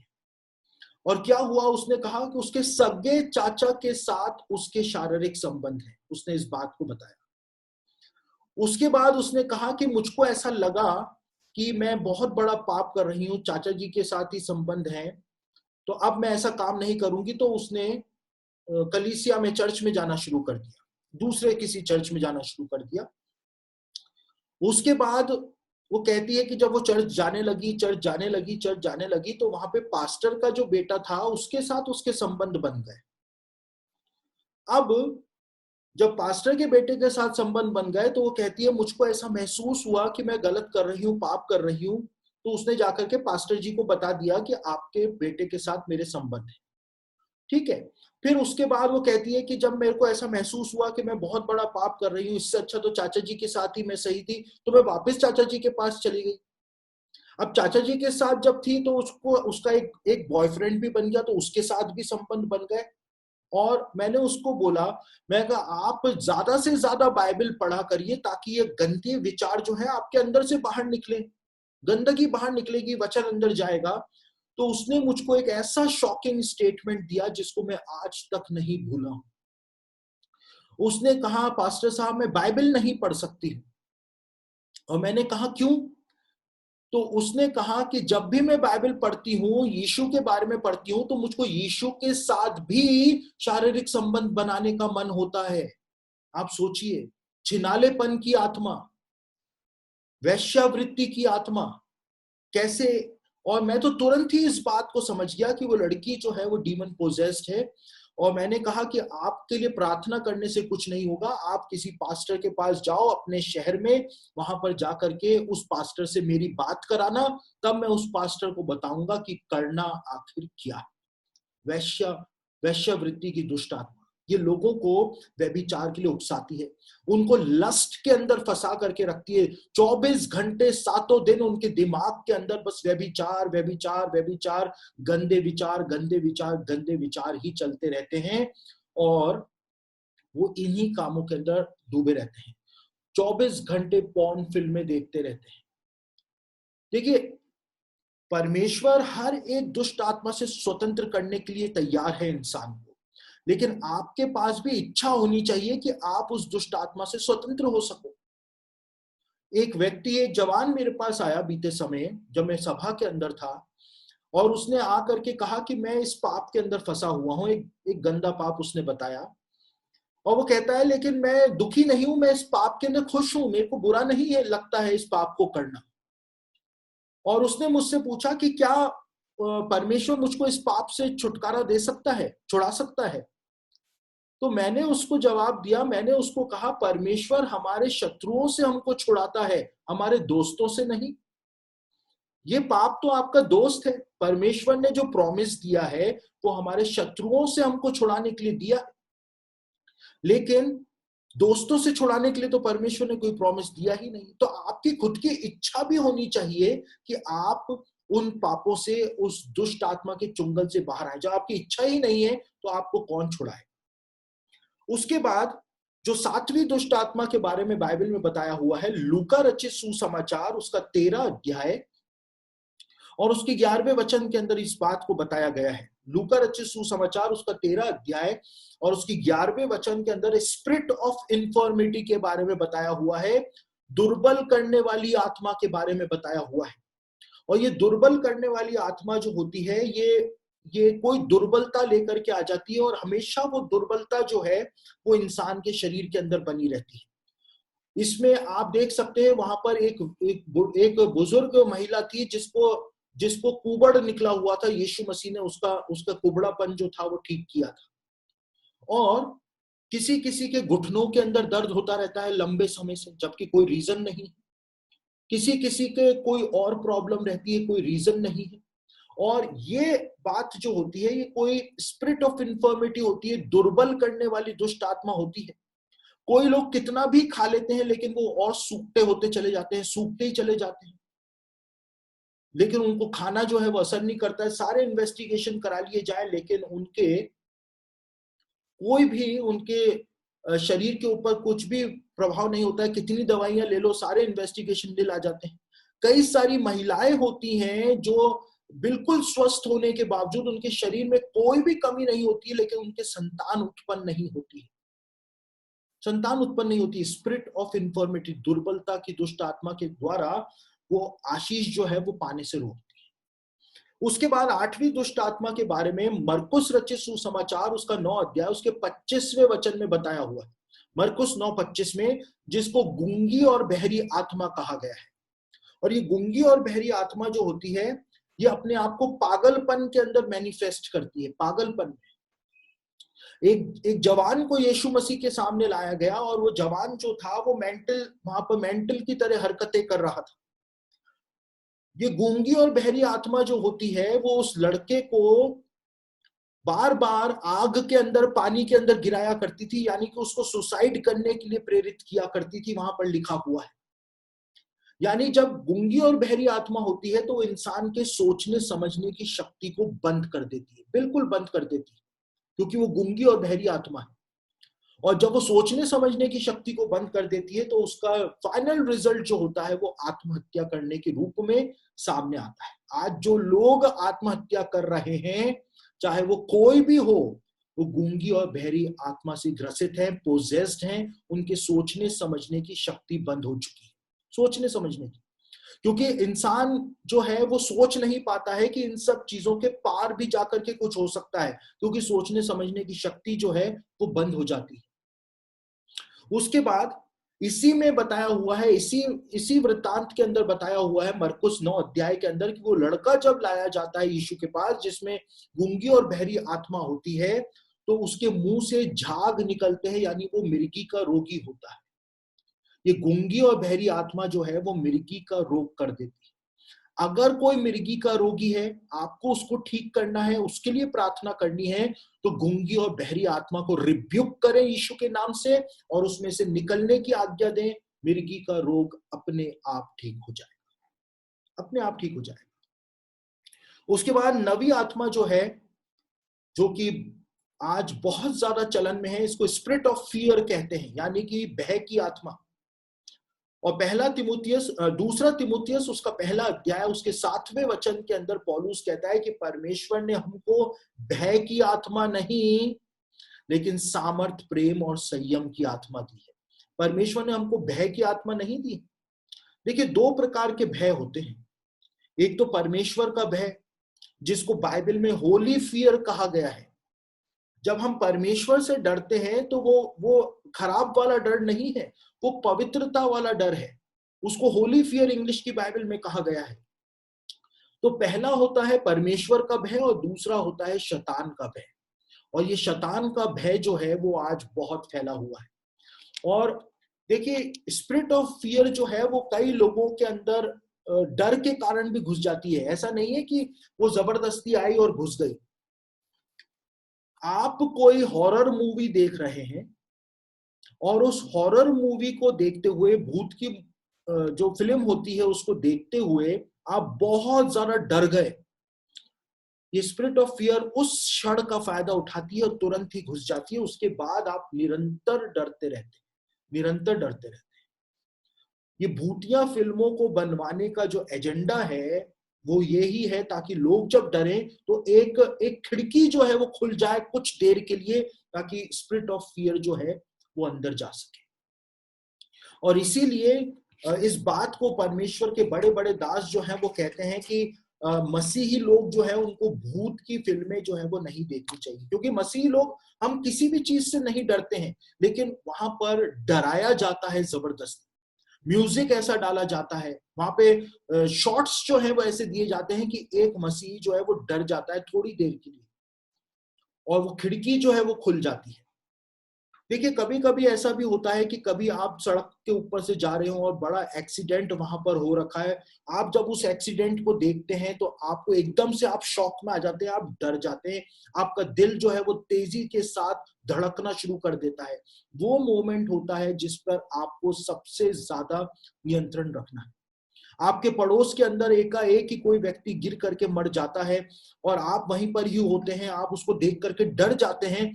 वो मोमेंट होता है जिसमें आपको तुरंत खुद के लिए प्रार्थना करनी है, दूसरे के लिए नहीं, खुद के लिए प्रार्थना करनी है। यीशु के लहू में खुद को छुपाना है ताकि आप स्पिरिट ऑफ फियर से वहां पर बच सके। परमेश्वर ने हमको डरने वाली आत्मा नहीं दी, हमको किसी का डर नहीं है। परमेश्वर का डर हमारे अंदर है, गॉडली फियर है हमारे अंदर, सैटेनिक फियर हमारे अंदर बिल्कुल भी नहीं होना चाहिए। इसके बाद 10वीं आत्मा के बारे में जो बाइबल के अंदर बताया गया है, ये स्पिरिट ऑफ प्राइड यानी कि घमंड की आत्मा के बारे में बताया गया है। और नीति वचन उसका 16 अध्याय उसके 18वें पद के अंदर इस घमंड की आत्मा के बारे में बताया गया। और मैंने पहले भी आपको बताया कि परमेश्वर घमंड से सबसे ज्यादा नफरत करता है। परमेश्वर घमंडियों को बिना पूछ पाछ के तोड़ के रख देता है, बाइबल में लिखा हुआ है। घमंडी लोग जो होते हैं, ये दुष्ट आत्मा जिसके अंदर होती है, वो लोग अक्सर दूसरों की हंसी उड़ाते हैं, दूसरों की हंसी उड़ाने वाले होते हैं। और ये जो घमंड की आत्मा होती है, ये वास्तव में लिव्याथन की आत्मा होती है। वही प्रधान दुष्ट आत्मा जो है, जो 4 प्रधान दुष्ट आत्माएं जो हैं, जिसके अंदर आपको महाअभिमान देखने को मिलेगा, वहां पर लिव्याथन की आत्मा काम कर रही होगी। क्योंकि अय्यूब की पुस्तक में परमेश्वर खुद इस बात को कहता है कि घमंडियों के ऊपर तो लिव्याथन राज करता है। परमेश्वर अय्यूब से कहता है घमंडियों के ऊपर लिव्याथन राज करता है। खुद परमेश्वर ने इस बात को कहा, यानी वो लिव्याथन नाम की प्रधान दुष्ट आत्मा जो है वो घमंडियों के ऊपर शासन करती है, उनको पोजेस्ट करती है। 11वीं चीज जो यीशु ने बताई, जो बाइबल में बताई हुई है, वो है दासत्व की आत्मा, यानी गुलामी की आत्मा। और पौलुस ने इस गुलामी की आत्मा के विषय में रोमियो के पत्री 8 अध्याय उसके 15वें वचन में कहा कि हमको गुलामी की आत्मा नहीं मिली है, हमको गुलामी की आत्मा नहीं मिली है, हमको पवित्र आत्मा मिला है, हम गुलाम नहीं है। और ये गुलामी की आत्मा जो होती है, दासत्व की आत्मा जो होती है, जिसको स्पिरिट ऑफ बॉन्डेज कहा जाता है, ये आत्मा जो होती है वो एडिक्शन की आत्मा होती है, लत किसी चीज की। शराब की लत हो सकती है, सिगरेट, बीड़ी, तंबाकू की लत हो सकती है, गुटखे की लत हो सकती है, व्यभिचार की लत हो सकती है, और आपको जान करके हैरानी होगी, कोल्ड ड्रिंक पीने की भी लत हो सकती है। कोल्ड ड्रिंक पीने की, समझ रहे हैं? या कई लोग जो ऐसे होते हैं, मैंने कई सारी ऐसी लड़कियों को देखा है मेरी मिनिस्ट्री के अंदर, जो घूमने को लेकर के ऐसी बावली होती हैं, उनको बस घूमना है, चाहे पैसे हो ना हो, लेकिन उनको बस घूमना है, घूमना है। और वो तर्क क्या देती हैं कि हम अपनी लाइफ में कुछ भी नहीं कर पाए, हमको घूमना है, घूमना है। कितना घूमोगे? लेकिन उनको बस घूमना होता है। कई सारी जो मैंने ऐसे लोग देखे हैं जो है ना, शॉपिंग करने को लेकर के बावले रहते हैं, उनको शॉपिंग करने की लत लगी रहती है, पैसा हो ना हो फिजूल खर्ची करने की लत लगी होती है।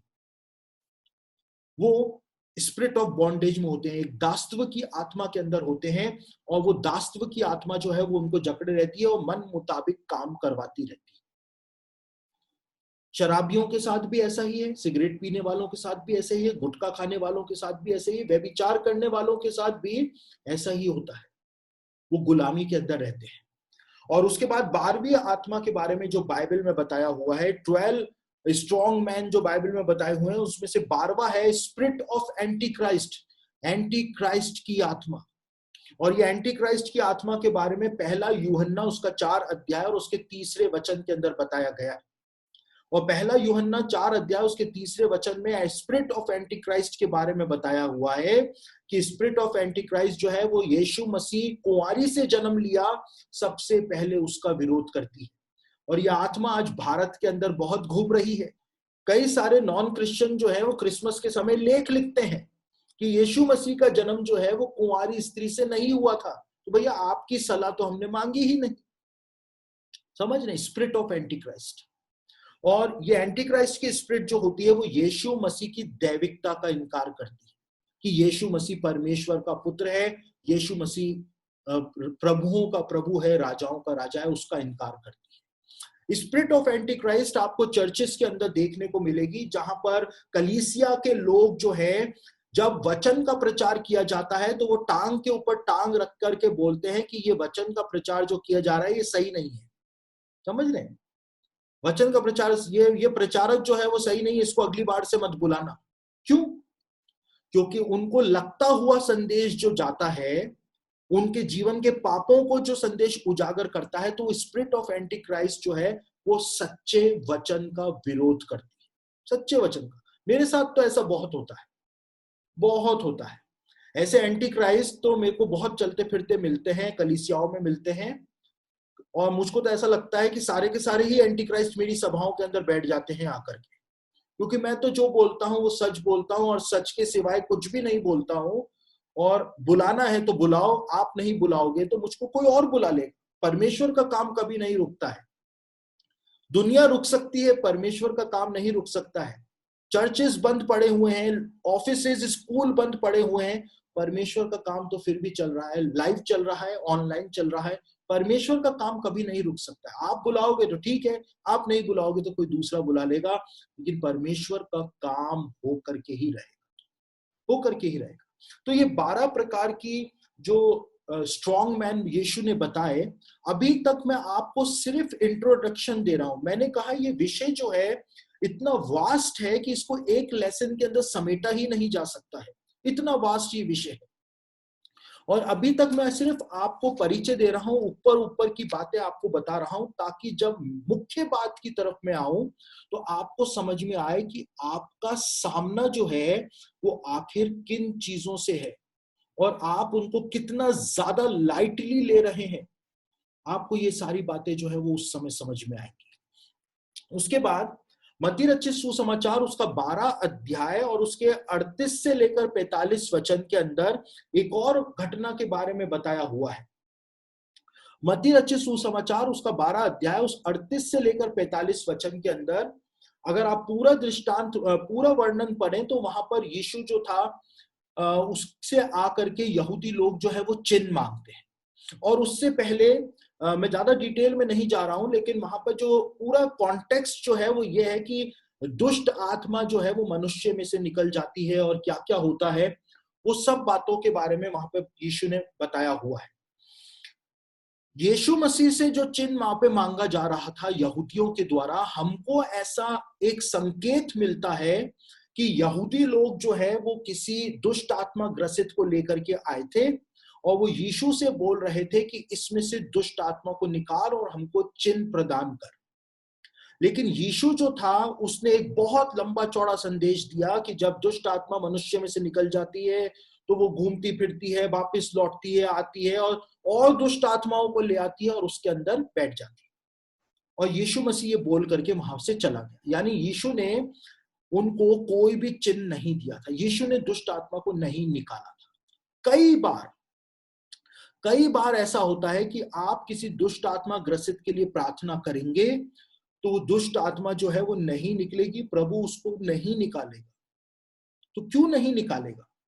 क्योंकि यीशु ने यहां पर उनको क्या जवाब दिया? यीशु ने यहां पर उनको जवाब दिया कि जब दुष्ट आत्मा निकल जाती है और जब वो वापस लौटती है और घर को वो सूना देखती है, सूना देखती है यानी उसका परमेश्वर के साथ कोई संबंध नहीं है, तो वो और भी ज्यादा बुरी दुष्ट आत्माओं को लेकर के आ जाती है और उस मनुष्य की दशा पहले से भी ज्यादा बुरी हो जाती है। तो जब आप किसी के लिए प्रार्थना करते हैं कि उसमें से दुष्ट आत्माएं निकल जाए और वो दुष्ट आत्मा नहीं निकलती है, तो आप एक तो इंसल्टेड फील ना करें। कई सारे लोग जो हैं उनको इंसल्ट फील होनी शुरू हो जाती है कि मैं तो दुष्ट आत्मा निकाल ही नहीं पाया। दुष्ट आत्माएं निकलना और दुष्ट आत्माएं निकालना सिर्फ परमेश्वर के हाथ में है, यीशु मसीह के हाथ में है, उसकी इच्छा पर डिपेंड करता है। कई लोगों में से यीशु मसीह दुष्ट आत्माएं इसलिए नहीं निकालता है क्योंकि उसको पता है कि यदि निकाल दिया जाएगा तो वापस से जब इस पर हमला होगा तो इसकी दशा जो है वो अभी से भी ज्यादा बुरी हो जाएगी। तो ये भी परमेश्वर का एक अनुग्रह है कि परमेश्वर दुष्ट आत्मा को नहीं निकालता है। ये परमेश्वर का अनुग्रह है क्योंकि उसको पता है कि आगे क्या होगा। वो दुष्ट आत्मा जब आएगी वापस से लौट के तो सूना पाएगी उस घर को, और जब वो उसमें वापस आएगी तो और भी ज्यादा बुरी आत्माओं को लेकर के आएगी और उसकी दशा और भी ज्यादा खराब हो जाएगी। यीशु ने इस बात को बताया। इस आत्मिक सत्य को हमको अपने बांध करके रखना है दिमाग के अंदर कि आप इंसल्टेड फील ना करें, आप निराशा के अंदर ना जाएं कि मेरी प्रार्थना के अंदर बिल्कुल भी दम नहीं है क्या कि दुष्ट आत्मा नहीं निकल पाई, और दूसरे को देख करके कॉपी ना मारें। परमेश्वर की इच्छा पर खुद को छोड़ दें। यदि परमेश्वर की इच्छा उसके लिए है, कई सारे लोग जो होते हैं वो दुष्ट आत्मा से फ्री होने के लिए आते हैं लेकिन उनकी इच्छा नहीं होती है कि वो दुष्ट आत्मा से फ्री हो। समझ रहे हैं? कई सारे लोग जो हैं परमेश्वर उनको इसलिए नहीं छुड़ाता है क्योंकि उनके जीवन के अंदर उद्धार का काम ही नहीं हुआ है, तो वो कभी भी उस दुष्ट आत्मा का वापस से शिकार बनेंगे और उनकी दशा और भी ज्यादा बुरी हो जाए। तो ये भी आप इसको भी परमेश्वर का ही एक अनुग्रह मानते हुए चले। और आज के लेसन की जो अंतिम बात है वो मैं आपको बताने जा रहा हूं कि दुष्ट आत्माएं जो हैं वो घुसती कैसे हैं इंसान के शरीर में, कैसे घुसती। देखिए, पुराने समय के अंदर एक बात कही जाती थी और आज हम उस बात को अंधविश्वास कहते हैं। पुराने समय के अंदर कहा जाता था कि हर किसी जगह के ऊपर यूरिन नहीं करना चाहिए, टॉयलेट नहीं करना चाहिए, कहा जाता। हर किसी जगह के ऊपर आपको जाकर के मोशन जो है वो पास नहीं करना चाहिए, ये पुराने समय में कहा जाता था। दुष्ट आत्माएं जो हैं वो बॉडी ओरिफिस जो होती हैं उनका फायदा उठाती है। बॉडी ओरिफिस का मतलब होता है शरीर के छेद, शरीर के जो छिद्र हैं उनका ये फायदा उठाती हैं। जिस समय कोई मोशन पास कर रहा होता है किसी ऐसी जगह के ऊपर बैठ करके या कोई ऐसी जगह पर जहां पे पहले से ही दुष्ट आत्मा मौजूद है, वहां पर कोई यूरिन कर रहा होता है, तो वो उसके सहारे, उस शरीर के छिद्र के सहारे वो शरीर के अंदर घुस जाती है। कुछ गंदी बातें किसी को सुनने की आदत होती है, किसी को चुगली करने की आदत होती है, तो वो कान के द्वारा, कान का जो छेद होता है वहां से घुस जाती। और इसका एक उदाहरण मैं आपको बताऊं, मैं छत्तीसगढ़ में एक जगह पे प्रचार कर रहा था, पेंड्रा रोड नाम की एक जगह है, और वहां पर एक डीमन पोजेस्ड महिला जो थी उसको लेकर के आए ताकि मैं उसके लिए वहां पे प्रार्थना करूं। और जब मैं उसके लिए प्रार्थना कर रहा था तो मैं काफी देर से उसके लिए प्रार्थना कर रहा था, और मैंने इस बात को कहना शुरू किया कि मैं इसके ऊपर यीशु मसीह के लहू को लगाता हूं, मैं इसके सिर के ऊपर यीशु के लहू को लगाता हूं। कोई कोई रिएक्शन नहीं, आराम से खड़ी हुई थी। मैं इसके सिर पर यीशु के लहू को लगाता हूं, इसके मुंह पर यीशु के लहू को लगाता हूं, इसके मस्तिष्क पर यीशु के लहू को लगाता हूं। और अचानक से ही मैंने बोल दिया कि मैं इसके कानों पर यीशु मसीह का लहू लगाता हूं। और जैसे ही मैंने बोला वैसे ही वो जोर से चिल्लाई और उसने कहा, नहीं, कानों पर नहीं, कानों पर नहीं। और मैं तुरंत इस बात को समझ गया कि उसके कान से वो दुष्ट आत्मा अंदर घुसी थी। और मैंने उसके कान ही पकड़ के उसको खींच लिया, और उसके बाद मैंने कहा यीशु के लहू को इसके कानों के अंदर डालता हूं। वो मेरे हाथों में छटपटा रही थी, और उसके बाद वो स्वतंत्र हो गई। समझ रहे बात? शरीर के छिद्रों का ये फायदा उठाती है। इसीलिए मैंने कहा कि खुशबू जो होती है, जब उस खुशबू को लिया जाता है तो ऐसी खुशबू भी होती है जिनके द्वारा दुष्ट आत्माएं हवा के रूप में घुस जाती है, हवा के रूप में। और दुष्ट आत्माएं जो होती हैं, म्यूजिक आप सुनते हैं, गलत म्यूजिक सुनते हैं, शैतानी म्यूजिक सुनते हैं, रॉक म्यूजिक सुनते हैं, उसके द्वारा भी दुष्ट आत्माएं जो है वो घुस जाती हैं। जब आप पॉर्न फिल्में देखते हैं, गंदी गंदी चीजों को देखते हैं, उसके द्वारा भी घुस जाती हैं। आपने किसी की मृत्यु होते हुए देख लिया, आप डर गए, स्पिरिट ऑफ फियर जो है वो आंखों के द्वारा घुस जाएगी, क्योंकि आप उस समय डरे हुए हैं। आपका शरीर जो है वो आपके नियंत्रण में नहीं है। और जो शारीरिक संबंध, अनैतिक शारीरिक संबंध होते हैं, उनके द्वारा बहुत ही इजीली ये दुष्ट आत्माएं जो हैं वो शरीरों के अंदर घुस जाती हैं और शरीरों को पोजेस्ट कर लेती हैं। आपको पता भी नहीं चलेगा कि आपके अंदर कोई दुष्ट आत्मा है, पता भी नहीं चलेगा, पता भी नहीं चलेगा। देखिए, जब आप पाप करते हैं तो एकदम से आपका पाप जो है वो आपके लिए नुकसान का कारण नहीं बनता है। याकूब की पत्री उसका पहला अध्याय 14 और 15 वचन के अंदर एक सिद्धांत दिया गया है, एक फॉर्मूला बताया गया है कि पाप और दुष्ट आत्माएं काम कैसे करती हैं। याकूब की पत्री उसका पहला अध्याय 14 और 15 में लिखा हुआ है कि अभिलाषा जो है, सबसे पहले अभिलाषा होती है, इच्छा होती है, और इच्छा जो है वो गर्भवती होती है। और जब इच्छा गर्भवती होती है तो उसके बाद पाप जन्म लेता है, और जब पाप बढ़ जाता है तो वो मृत्यु को उत्पन्न करता है। अब हम इसको समझते हैं। दुष्ट आत्माएं जब आपके ऊपर हमला करेंगी तो सबसे पहले वो आपके अंदर इच्छा को डालेंगी। जब आपके अंदर अभिलाषा होगी, उसके बाद पाप का बीज जो है वो उत्पन्न होगा। बिना बीज के संतान उत्पन्न नहीं हो सकती। उसके बाद बीज आएगा। दुष्ट आत्मा ने आपके अंदर बीज डाल दिया, एक सिचुएशन क्रिएट करके दे दी और आपके अंदर बीज उसने डाल दिया। उसके बाद अभिलाषा गर्भवती हो जाती है, पाप कर दिया, समझ रहे? लेकिन जब कोई स्त्री गर्भवती हो जाती है तो जैसे ही गर्भवती होती है वैसे ही वो शिशु को जन्म नहीं दे देती है, लेकिन शिशु को बनने में और शिशु को जन्म देने में 9 महीने का समय लगता है। उसी प्रकार से पाप जो है वो धीमे धीमे धीमे धीमे करके बढ़ता है, और उसके बाद पाप जो है वो पूरा बन करके आ जाता है। आपने पाप कर दिया। अब वो जो शिशु ने जन्म ले लिया, पाप हो गया, शिशु ने जन्म जब ले लिया तो वो शिशु जो है वो धीमे धीमे करके बढ़ेगा। रातों रात ही बुढ़ा नहीं हो जाएगा, लेकिन वो धीमे धीमे करके बढ़ेगा, एक एक दिन करके, महीने करके, साल करके वो बढ़ेगा, और बढ़ते बढ़ते बढ़ते वो बुढ़ा होगा, और बुढ़े होने के बाद वो मरेगा। इसी बात को बताया हुआ है, इसी बात को पाप के विषय में बताया हुआ है कि पाप जो है वो धीमे धीमे करके जन्म लेता है।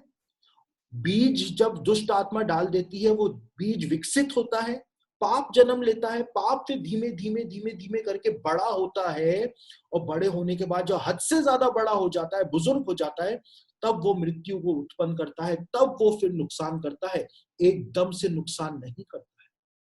और यही दुष्ट आत्माओं की स्ट्रेटजी होती है, उनकी यही प्लानिंग होती है कि वो सिर्फ बीज डालती हैं और इंतजार करती हैं कि कब वो बीज पाप के अंदर तब्दील हो और कब उसके बाद वो बीज जो है वो धीमे धीमे करके इंसान के जीवन के अंदर बढ़ता चला जाए। यही वो काम करती है। तो आज के लेसन को मैं यहीं पर ही रोक रहा हूं, और कल इस विषय में हम और ज्यादा आगे अध्ययन करेंगे और हम इस विषय में आगे बढ़ेंगे। और कल जो बातें मैं आपको बताऊंगा उससे आपको बहुत कुछ, सब कुछ नहीं, बहुत कुछ जो है वो आपको समझ में आना शुरू हो जाएगा, और आप अपने आत्मिक जीवन के विषय में गंभीर होना शुरू हो जाएंगे। आपने पवित्र आत्मा के विषय में पहले ही जान लिया है, पवित्र आत्मा के वरदानों के विषय में आपने पहले से ही जान लिया है, और अब मैं आपको दुष्ट आत्माओं के संसार के बारे में बता रहा हूं, ताकि आप जो है अपने आत्मिक जीवन को स्थिर बना सकें, बलवंत बना सकें, और इन दुष्ट आत्माओं की सारी योजनाओं को समझ करके आप इस बात को जान सकें कि हमारा परमेश्वर हमसे कितना ज्यादा प्रेम करता है।